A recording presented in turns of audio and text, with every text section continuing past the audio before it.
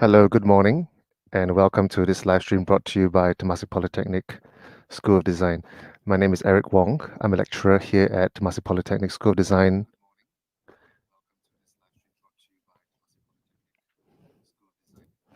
So, with me here today are two of my PID students, Mizaki and Alicia. I should mention also that this diploma is the Diploma in Product and Industrial Design, PID for short.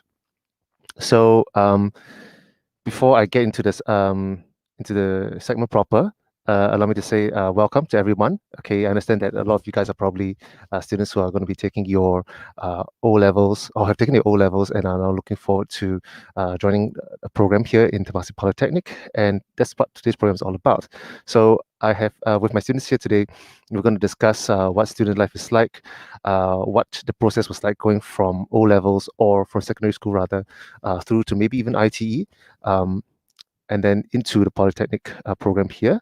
At the same time, I also will be discussing with them what their experiences have been like in the course, the subjects that they have undergone, the modules that they've taken, also some of the life experiences they've gone through as a result of this course. Now, at this point in time, I also want to mention about questioning. If you are coming to us through the YouTube live stream, you should probably are. Okay, please feel free to write your questions into the comments. Okay, and then I will use these questions and our comments to kind of like direct the questions at any of our panelists over here. You can call them panelists. Okay, so without further ado, Alicia, please unmute your mic, right? And also, please, you can proceed to tell us what life is like coming from secondary school into the program here at PID. Okay, so hi, I'm Bisha. I'm in year one PID, and I came from normal academic, so I managed to get into Temasek Poly through the Poly Foundation program, and it's a 1 year program. So other people will have 3 years in poly, but I'll be having 4. So I'm like I said before, I'm in year one poly, PID now, and from secondary school to PFP, it's a different ball game really. Like the timings are different. Like for in secondary school, it can be like about like 7 to about 2, but for PFP and like poly in general, it can be like staggered timings. So you might have like a 3 hour break between classes, and like the workload definitely is different also. Like with the longer breaks, in a way it's like less stressful, but there's like more workload that needs to be done, and submissions are like earlier for some subjects. So like I time management is really like important in poly. Okay, so maybe Alicia can help us understand how did you go about choosing the diploma in product industrial design? So, where did you hear about us from? Was it a teacher recommendation? That sort of stuff. So in secondary school, I took design and technology. So like it was an interest also. Like I like since young, it's like I really like crafting and all. So it's like an interest growing up. And then like I always like considered design as like my poly course, but like I didn't really know what it was going to be. I like interest like almost everything. So then like my parents just say like think practically, like especially in Singapore, this kind of um environment, like what can you do to like the jobs like and like opportunity, which one is better. So like, I was actually considering between like architecture design, fashion design, and product design. And like after some thinking and a discussion with my parents, then I decided to go for product design instead. Yeah. Hmm. Well, what were your impressions of the course? I mean, before you enrolled, before you started, the modules and the subjects, what was your impression of PID? What were you anticipating? I was expecting it to be like very much like D&T, like Hmm. it's quite a bit of theory. Like we had to like learn like what type of beams they were, like what type of connectors and all. But like Hmm. when I came into PID, it's like totally different from what I was expecting, and it was Mm-hmm. like more hands on and really like we could express ourselves more. Like we had is mostly all our ideas and not like, oh, you must do this, it must have like this kind of requirements, like very mm, restricted. But in PID, it wasn't really like that, and it was a fun experience so far. Yeah. mm. By the way, I know that I'm your tutor, so you, you don't have to say that it's fun just because of that. Oh, Okay. like Uh, really. I mean, for me, the thing about, as a tutor and I see students coming in, I think the question and foremost of mine also is about motivation, right? So what motivates you on a day-to-day level here in PID? Mm, like my motivation will be my goal. Like in a way, Mm, I um like I want to try and help like the environment. Like so I want try and be like sustainable and mm-hmm, like make sure that like the world doesn't like end as fast as it's going to. Yeah. mm. So like Okay, in so a way, yeah. sorry, please carry on. Sorry, actually you can just continue, sorry. That's okay. That's okay. I mean, maybe okay, let's move to the next question. Okay, so how do you find the culture of PID? I mean, going from secondary school, kind of like a mindset. You come into a new environment, you have a whole bunch of new friends. How do you find the culture in PID, at least in year one, from your experience? Mm, From your experience? I find it very interesting because some of my classmates they don't come from like DNT or like arts background. So like one of my classmates, she's from like triple science course, and it was like it doesn't matter like what background you come from. So it's like the skills, like her ideas are like something I did not expect from a triple science student that kind. So it's like very Mm, interesting to find like other people with like different backgrounds and like they like share uh you learn from each other more and it's like it expands your knowledge on like the things around you. mm. Okay. And so you talked a little bit about, subjects like DNT or maybe students who are not from arts background. Do you feel that students who, had the experience in DNT have an advantage over students who don't have DNT? I don't feel like there is much of a difference. Like for Mm, my in secondary school when I did DNT, it was more theory compared to like workshop, like using the machines and all. And it wasn't much of like sketching out, even like expanding our ideas even more further than like what we already like come up with. So it was like we had like not enough time to like explore even more. And like mm, in PID, like the first few lessons they like teach you the machines and all. Like it's like I've learned things that I didn't learn in DNT.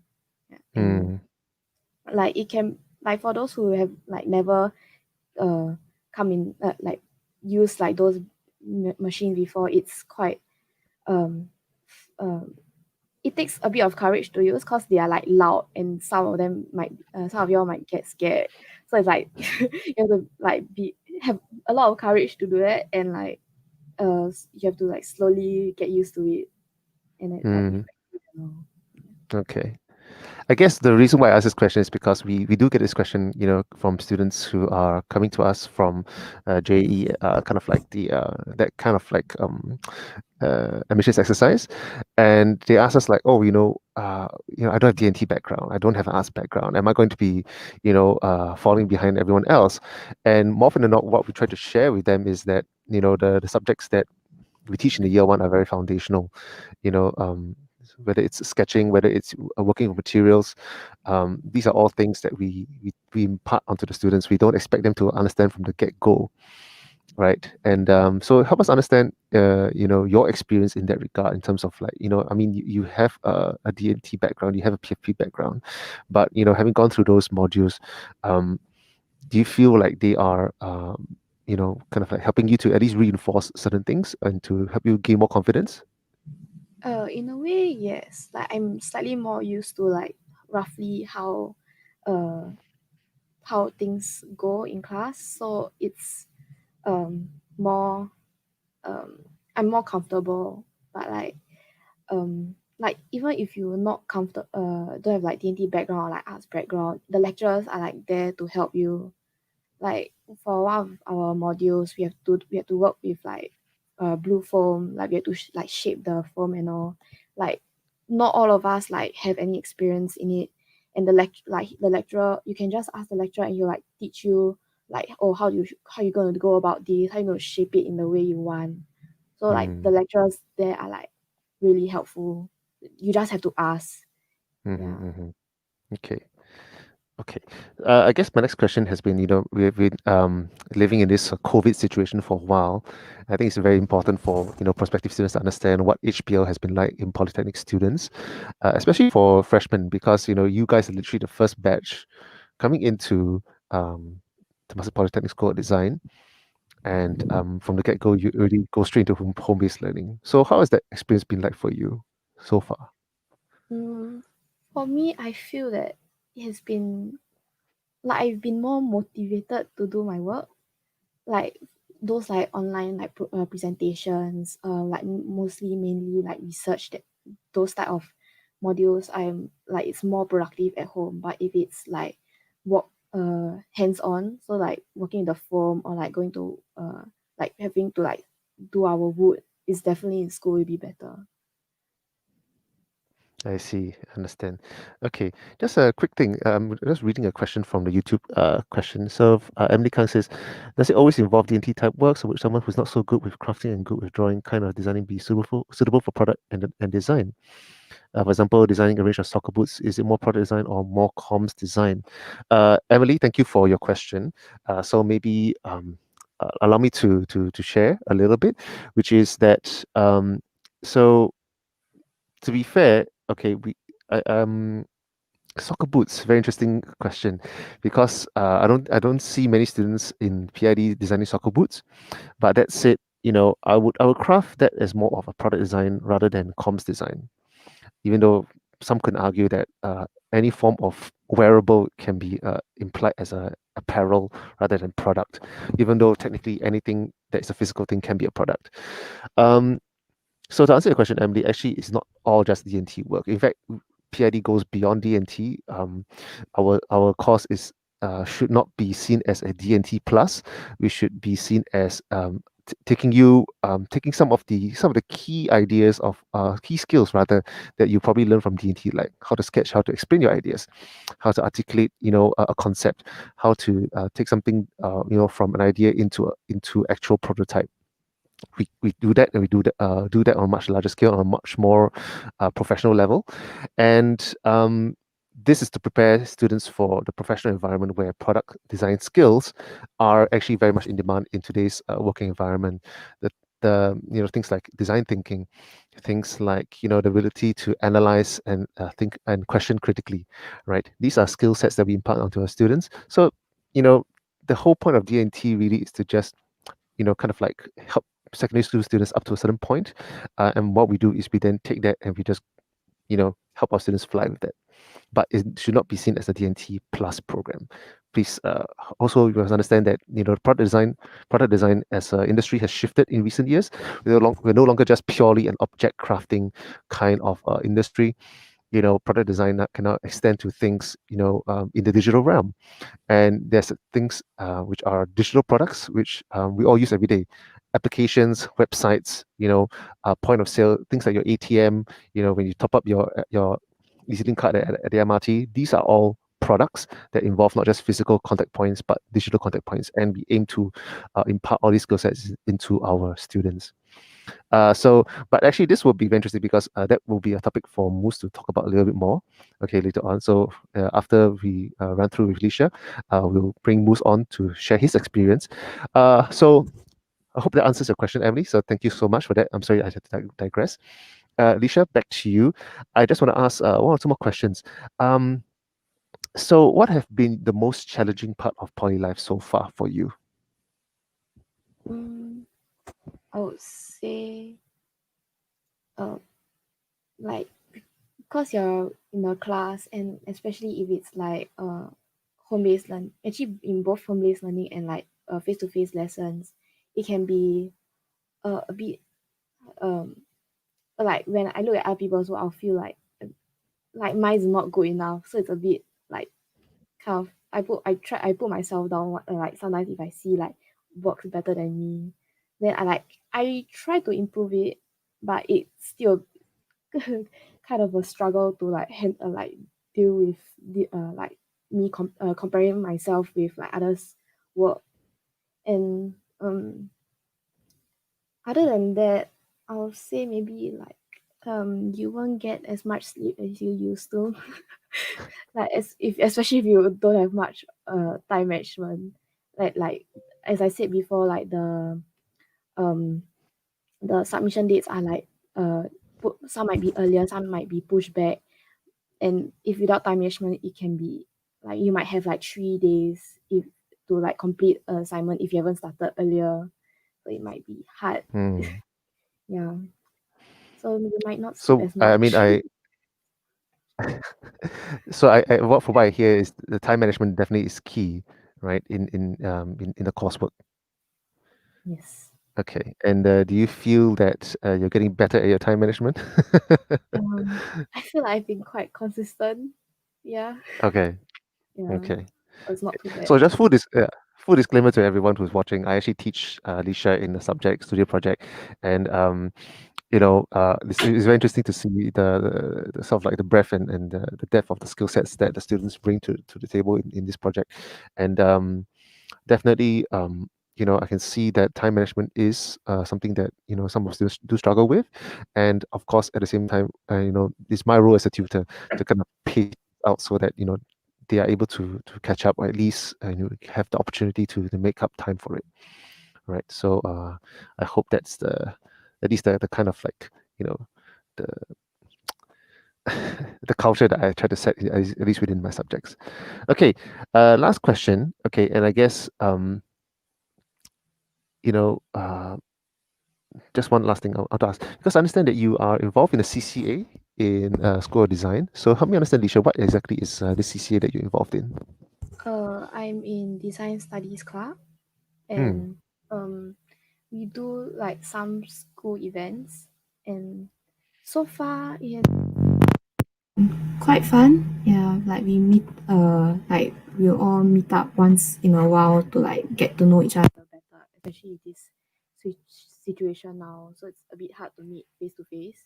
So we'll like meet Hmm. online meetings and some picnics if we can.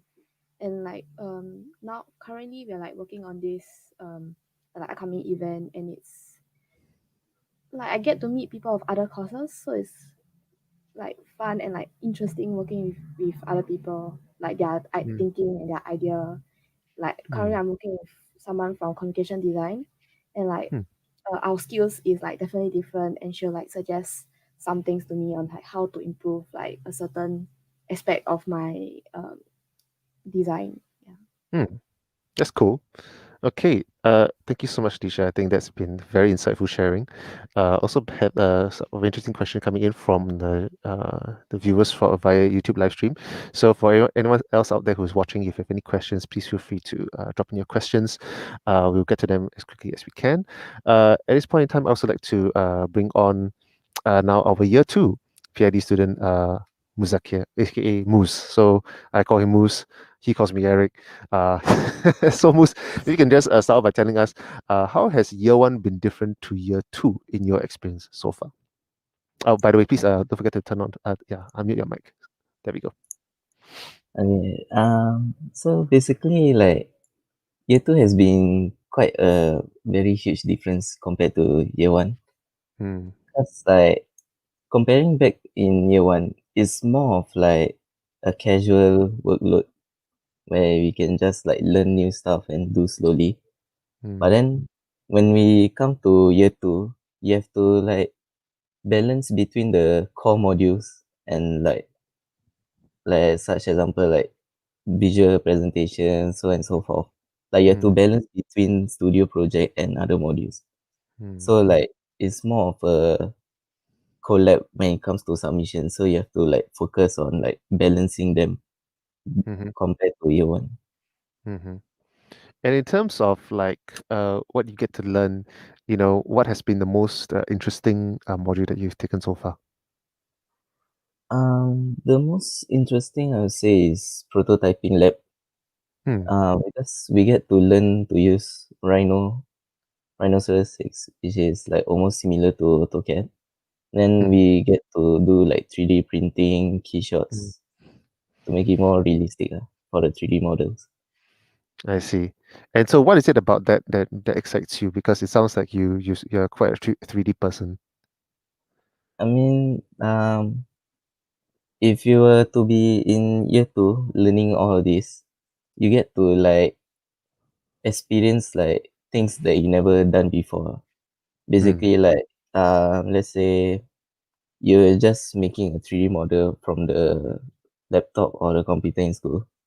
Then when you try to like imagine how the products would be look like if it were to be like a real material, the functions in the apps itself can make it looks like more realistic, and you can like bring your products I to want be to more. apologize to our viewers. Moose, are you there? Sorry, so sorry. You kind of you there was a technical glitch and we lost you for about 10 seconds there. So sorry. Could Oh, you repeat that again? so back to where I was. So basically, it's like um the apps in the that we use, we like help to like bring the product back to life. Basically, we can add materials such as plastic, metal, so and so forth to like make your imaginations look more clearer. Mm-hmm. Okay. So let's move on to talk about to rather than talk about maybe specific subjects, we can talk about maybe more general things in PID from a year two's perspective. You've already had 1 year of experience, and in fact, we're coming up to the sort of like term four in year two. So you've had about a year, year and 3 quarters of experience here in PID. What do you think is the general profile of students in PID? Are they easygoing, fun-loving, down to earth? Are they very distracted? you know, you know. How, help our viewers understand, what to expect when they come in.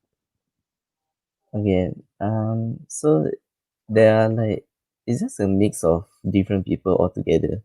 But I can Mm, say it's a positive one. They can mm-hmm, be like fun and loving if you are keen to learn new things that you never done before.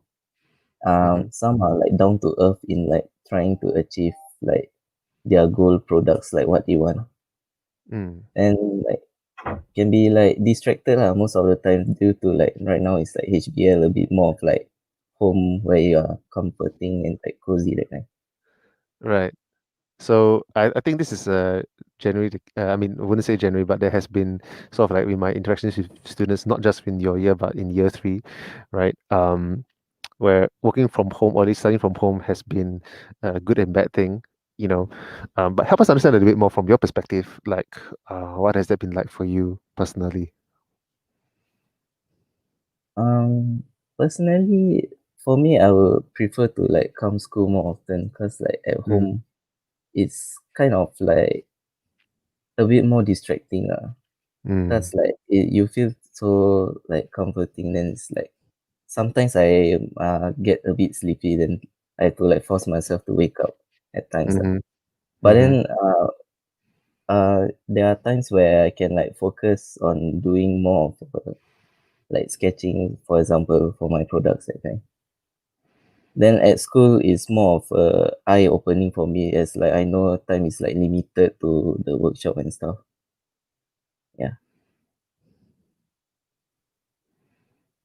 Apologize to our viewers once again. Sorry, Moose. We again lost you for about 10 seconds there. So you're talking Oh. about home-based learning and talking about, you have to kind of like, um, motivate yourself to not to stay awake, or at least to be fully engaged. So sorry, what were you saying after that? After that, basically, it's like when I instead of HBF, when we come to face interaction, it's like Mm, way more easier for me to like plan out and do like be motivated in overall. mm, Yeah. I see. I understand. Okay. Well, thank you for being candid about that. I think it's, we all seem to face the same issues when it comes to working from home, in the sense that home can be a very almost overtly comfortable environment for all of us. You know, the boundaries between work and school can blur indefinitely, and it sometimes it feels like, you know, where does work begin and where does home end, right? And so I feel like, from that point of view, you know, everyone is going through the same struggle, you know, regardless of whether you're a professional, working professional like myself, or whether you're a student. Okay, so let's move on to the next topic. Okay, I want to talk about some of the non-curricular activities, you know, that the school offers. So, what have been the more interesting non-curricular activities you've engaged in so far? Uh, I can say I'm also in part of the CCA, same as Lisha. But then if Okay, I were to say another interesting non-curricular is the one time during the Flex Week, we went to the Red Dot Museum. right. Okay. So basically, like it's like eye-opening for me lah. Like it's like I get to see products that I never seen before or heard before. Because before that, I Mm, was like more of a unaware. right. Okay. And was I the one who brought you guys out for Red Dot? I think, was it me or was it someone else? It was you. It was me, right? Okay, so at least my memory is correct. Okay, we talked about HBR. We talked about, you know, non-curricular activities. So okay, you know, being in year two. Okay, and just to have a bit of a side digression for the benefit of everyone. So later on this afternoon, I'll be having another chat with another year two student and a year three student, right? So for those of you guys who are keen to understand more about year two and year three life in PID, please remember to to tune in at about 2 o'clock or so. Okay, you see me again. All right, and we'll be talking with two other PhD students, one of whom is Seraphine, who is in year two, and we have Yelin, who is in year three, to share more about their experience in PID. So, moves back to you. I want to ask you, okay, you're in year two now. Couple months time, we're going to go into year three. What are you most excited about and looking ahead to with regards to year three? Uh, I can say intern, cause like being like intern can like help you open up more new knowledge in like learning how Mm-hmm. is it like to be like working in real life. Although it's not the same, but you get to feel a speck of it lah. Okay. Is there any particular kind of like aspect of or any skills you want to deepen or you want to kind of like expand on through SIP, which is our student internship program? Um, I mean, for my previous school, which is in IT, intern helped me to like know what's it like to be pressured, be it by the customers or clients or boss. Cause like you have to like, there's no such thing as like easy going. So we have to like face challenges throughout, like obstacles such as like maybe there are some mistakes you made during the internship. Mm-hmm, Then you mm-hmm. have to like fix it right on the spot, like to make it even better. Mm, So like maybe this can like help to give you some experience in like maybe overcoming your challenges to make a better improvement. mm. I think it's a very healthy approach to it. I really appreciate you saying that. You know, the truth about the internship program that, you know, at least from the school's perspective, is that we are always trying to make sure that students get as close to industry experience as much as possible. In the time of COVID, of course, you know, in fact, some of students have to work from home, even though they're attached to a company. Some of them, you know, after I think phase two, when phase two kicked in, they were able to then um, go into the actual office environment to to work in the office. So moving forward with next year's SIP, there should be few of these issues, unless of course the entire company is working from home. But at the same time, you know, I think any experience in SIP is valuable, will be useful in terms of the industry work culture context, as well as what the skill sets that are important for you to kind of like be aware of, so that when you go into the industry, you're not going in blind. And I think that's something that all students in the School of Design, you know, can look forward to when they are, you know, when they enroll into their respective programs, and then they progress to year one, year two, and then eventually to year three. So in terms of like year three, I understand also some students probably have their own impressions as to what year three might be like, and not just for SIP, but from the modules perspective. What are your impressions based on what you see with your seniors? Um, what I can see is that like year three might be like a bit more pressure compared to like year two and year one. Mm-hmm. But the huge jump from year one to year three is like it's actually like quite a big step. Cause like it's like a step by step. So it's like a step ladder that kind of thing. So it's like year one to year two is just a huge it is just a one step to make it like feel like it's a bit more like the workload is just double lah. Then the year three I can see like they are being like stressed. Not that bad of the stress, but it's more of a like hard work lah. Right. So it's like I can see that they are trying their best to like be like do their studio projects I see. I so often understand. whenever they have free time. Yeah, I mean, don't get me wrong. I think with you're absolutely right to say that with every stage of progression, there will be its attendant stresses and challenges, right? That's not to say that I cannot promise you that year three will be a walk in the park. I think it's also about setting expectations for yourself, right? And I think for anybody entering any program, and then as they progress, it's about understanding what's expected of them, and also about understanding how to manage their time. We talked with Lisha about time management earlier, right? And so, with every stage that you progress, there will always be more challenges in terms of like workload, in terms of balancing the effort versus the amount of time that you have. And what you need to produce at the end of the day. And I think that you're not wrong to say that, of course, with year three, it comes with its own challenges, and they'll be slightly nuanced and different from the year two pressures. you know um so what you experience yourself at this point in time, will be slightly different, as compared to when you're in year three. The pace of the work also will probably be different, right? From year three to year two, but we can talk a little bit about that later. Sorry, at least for the viewers, you can have more insight into that as we kind of like have that conversation with Yelin later on this afternoon at 2 o'clock. Okay, I guess the last question for me, right? I guess the last question for me is, what has been the most challenging part of poly life in year two so far for you?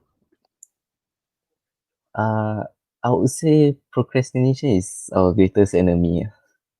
Like since like right now it's more of the pandemic COVID, so it's like more of a HBL and face to face. Uh, like likewise, I can for me myself is like I can get distracted right easily. But then when it comes to like time management, I can like try to like balance it lah, like amongst all the core modules and the normal ones. I understand. I think this is a very common thing that we see in our students. I mean, we talked a little bit about, students being distracted, or perhaps, take a bit more time to process what they need to do, in order to figure out what they need to do in terms of the step-by-step process to get to where they want to be. And of course, to deliver, the outcomes for their project, or at least for their submissions for the various subjects and modules. Um, I guess at this point in time, um, I'm just waiting in for if there's any other questions. So, audience, if you have any questions for us, please feel free to type in into the YouTube live stream comments section. Um, we are, of course, going to attempt to answer your questions as best as we can, if there are any questions. So far, we have had one question about DNT. Okay, and I hope we've really answered that question as much as best as we can. If you have any further questions, please feel free. We also understand that sometimes students will have questions about more specific in terms of like what are the modules that we have available. I would like to remind everyone that the TP website is available for you to go to. Please go to tp.edu.sg, right? You can click on school design and then click on the diploma in product and industrial design. Inside that website, you'll be able to see all the subjects that we offer, whether they are diploma core subjects, right, or they are TP fundamental subjects, which are poly-wide subjects that are sort of like all our students have to go through as part of their 3-year program here in PID. Earlier on, most talked about student internship program. That is currently a 4-month program where we send our students out into the industry in their 3rd year for them to experience what working life is like, working with actual industry partners, and working with people who are industry professionals. That's what Polytechnic is about. It's about us preparing you to go out into the industry so that you can apply your skills, but also hopefully that these skills and the things that you acquire are in line with your interests, with your passions, so that when you go into the industry, you are a passionate and capable person who is able to handle all the challenges that that you will encounter as part of a working professional environment. So we're just gonna sort of like, I think there's no more questions for Moose and Lisha. We're just gonna wait maybe for another 30 more seconds before we to see if there are any other questions that come in. And then if there are no further questions, I think we can conclude today's session. So at this point in time, I would like to encourage anyone who's watching to ask questions. We're more than happy to answer these questions. I guess maybe while waiting for questions, I will ask this open question for both Lisha and Moose, right? And then, so this is a slightly controversial question, given that I'm one of your tutors. So, which has been your favorite or least favorite subject in PID so far? Okay, you're more than welcome to be completely honest, and please don't forget to unmute your mics if you wish to answer. So, does any one of you want to attempt this question? Maybe Lisha. I think Lisha is her mind is thinking, and she's got a comment or two. Um, li- like my least favorite would be like the non-core uh modules. Right. So Okay. so it'd be like persuasive communication, which is mostly like presentation and research, and I don't like that. Yeah, We yeah, apologize, Lisha. Sorry, no, you disconnected for a second. Uh, so you were saying about persuasive communication? yeah. So it's like research and like presentation. Like it's good in a way that it helps like for our presentation in like the design modules, we have to like sound out our ideas and all. But Mm, it can be a lot. It's a lot of research, so it mm, might be hard to find info, and I have difficulty finding things. I don't know why, but yes. mm. So what I'm And hearing from you is that there's a research aspect to this subject that you find yeah, challenging, right? Okay. Moose, how about you? Any comments? I mean, for my own opinion, I say studio project is like the most interesting. Cause like I didn't even thought of like making like, let's say if I thought this was like a final product, then I never thought of like making it into a better one. So basically, like it's iterations of it. Mm, So like I thought like it would be just one time or like two time that kind. okay. Then it's like it's actually a never ending. Can keep improving more and more. Right. Mm. So, For so the go for it. for the least subject is the visual presentation.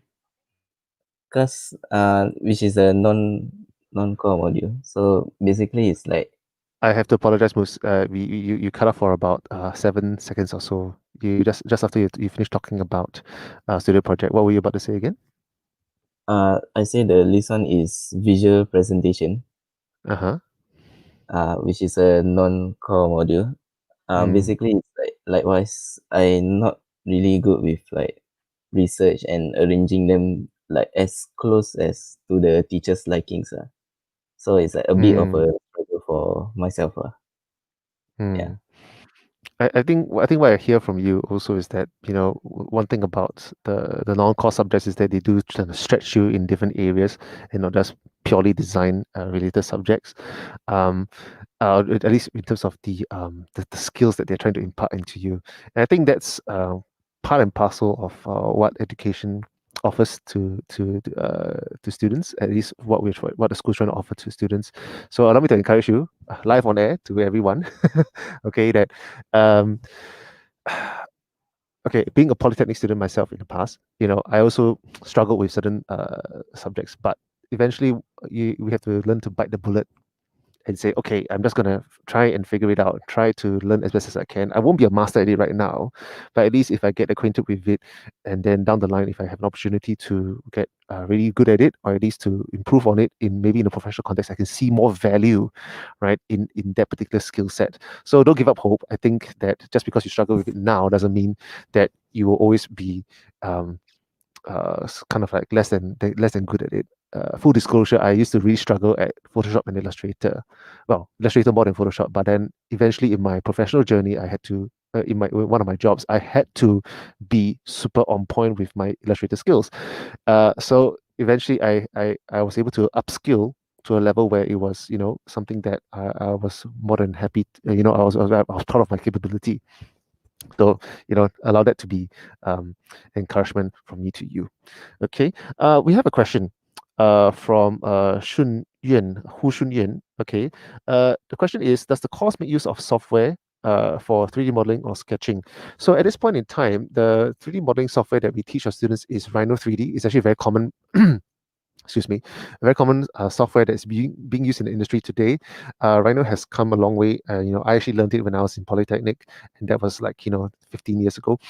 But at this point in time, that's the main modeling software that we teach in PID. We also will be teaching software for visualization called Keyshot, or even though Rhino does have its own visualization software built in. In terms of sketching, generally students are left to from year 2 onwards at least left to how they wish to present their sketches. In year 1, I tend to kind of prioritize hand sketching skills. So I actually am the subject leader and tutor for the subject called concept visualization, which is all about communication via sketching, and that's very much hand skills, right? But it's less about how beautiful the sketch is as compared to how informative the sketch is. What I share with my students is that in design school we're teaching communication, not teaching art. So art, of course, informs us in terms of like how beautiful something can be in terms of expression, but in terms of as a designer, your core skill is about communication. I have an idea in my head. I need to transplant this idea into the head of someone else. How do I go about doing that? How do I make sure that whatever I have in my mind, is a one for one information transfer to my client, to my friend, to my colleague, to my collaborator, to a different stakeholder. So the means of doing that, okay, can be varied. Of course, sketching is the most core skill. It is in fact been identified as a skill that is still super relevant today in the world for designers in even in 2021. Some of us may think that, oh, sketching is overrated. You can just verbally describe an idea to someone. But the old adage it still rings true. An image speaks 1,000 words. So if you have an ability to sketch an idea out, you have a napkin, just scribble it, show it to someone, and they go, okay, yeah, that's what I want, right? That's such an important skill to have, just to communicate your idea, so that you can get buy-in from the client straight away, right? And so, but back to your question about using software, I think some of our students are using softwares for sketching, whether it's using a tablet to help to sketch out their ideas to make it a bit more presentable. We don't restrict our students from year 2 onwards, but from year 1, we do want to at least enforce a form of foundation in terms of the hand sketching skills. As my year 1 students, I'm always telling them, hey, please sketch with pen, because it allows you to build confidence in the way you draw your lines, the way you express your ideas. And I think thankfully Lisha is someone who is able to embody that quite well. Okay. So Xunyan, I hope that answers your question. I think yeah, I think that's a fantastic question. So thank you for asking that. If there are no further questions, I think that's all the time we have for today. Okay, thank you so much for joining us. Thank you so much to my fellow panelists, Moose and Lisha. Okay, I really appreciate your time for today. I think that's all that we have for you guys. So looking forward to your engagement for all our viewers later on at 2 o'clock today, where I'll be joined by another year 2 student, but also with a year 3 student. And if you have any more questions with regards to their student life, please feel free to join in and to engage with us during that time. Okay, so that's all from us here at Temasek Polytechnic School of Design, Diploma in Product and Industrial Design. My name is Eric, signing off. So take care, have a good weekend, and I'll see you guys soon. All right, bye-bye.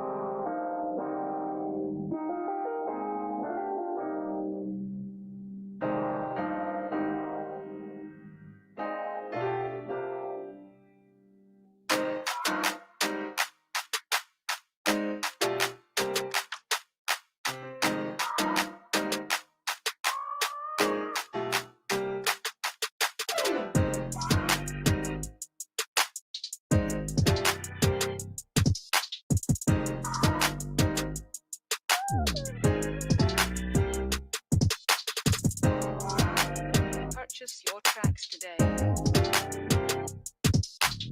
So, if you have a passion for fashion and feel that life is dull without style, then this course is for you. Come join us in apparel design and merchandising at the Temasek Poly School of Design. Purchase your tracks See you soon. Bye bye.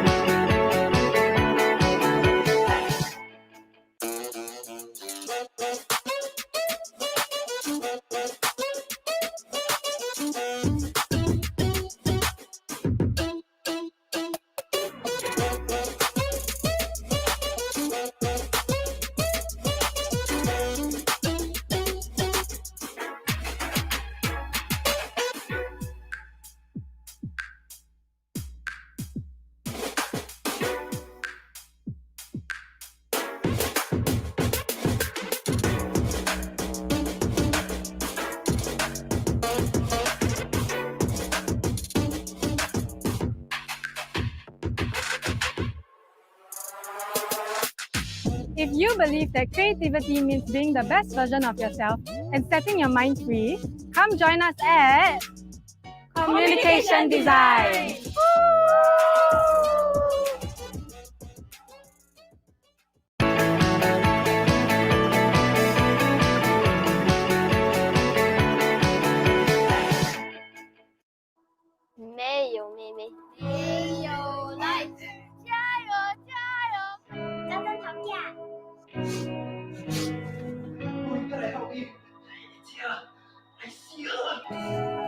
Make it on the first team. I just wanted somebody to talk to. Why are you stopping me now? It wasn't my fault. Fine! Tunggu ni lah. Aki later once you're gone anyway.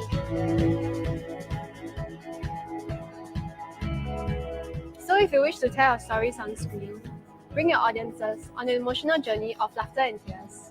One award-winning film at a time. Then come join us at Temasek Polytechnic Digital